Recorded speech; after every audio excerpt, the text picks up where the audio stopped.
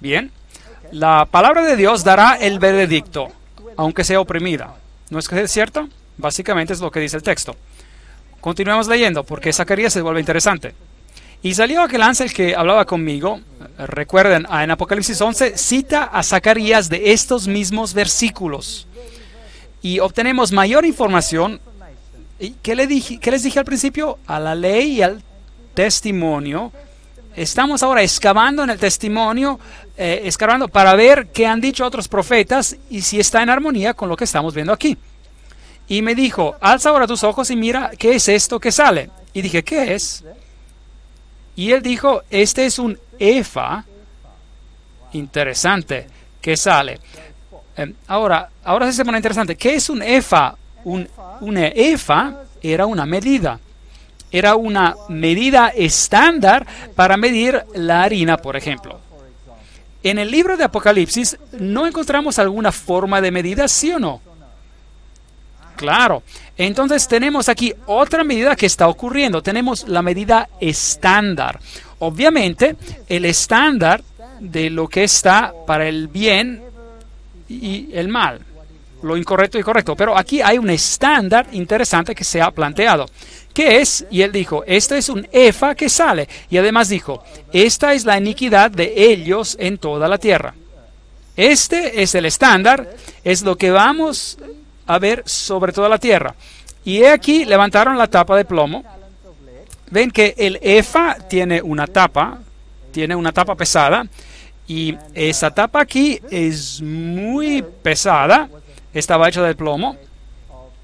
Y entonces él levantó la tapa y miró adentro del efa, que representaba la medida estándar. ¿Y qué ve adentro? Ve una mujer sentada en medio de aquel efa. Eso es interesante. ¿Qué representa a una mujer en la Biblia? Es una iglesia. Es una iglesia. Entonces, hay una iglesia apóstata en esta tierra y hay una iglesia justa en esta tierra. Y en esta se sienta una mujer. Entonces, hay una medida, un estándar, una efa, que es instituido por una iglesia. ¿Tiene lógica esto? Sentada en medio de aquel efa, y él dijo, esta es la maldad. Esto es lo opuesto a lo que el rollo había anunciado. El rollo en un principio decía, te condenaré por mi palabra, si robas vas a saberlo, si haces esto o aquello, mi palabra te condenará. Pero aquí hay otro estándar sobre la tierra y es controlado por una iglesia diferente y es malvada. Y nos dice, es maldad.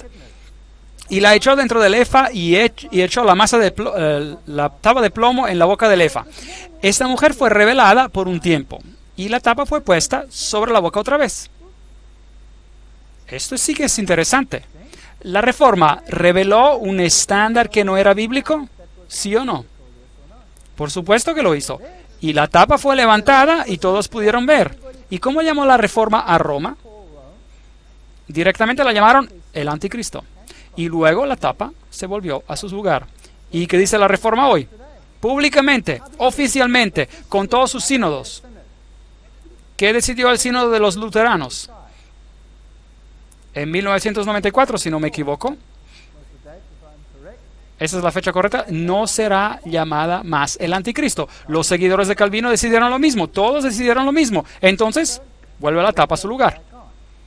Alcé luego mis ojos y miré, y he aquí dos mujeres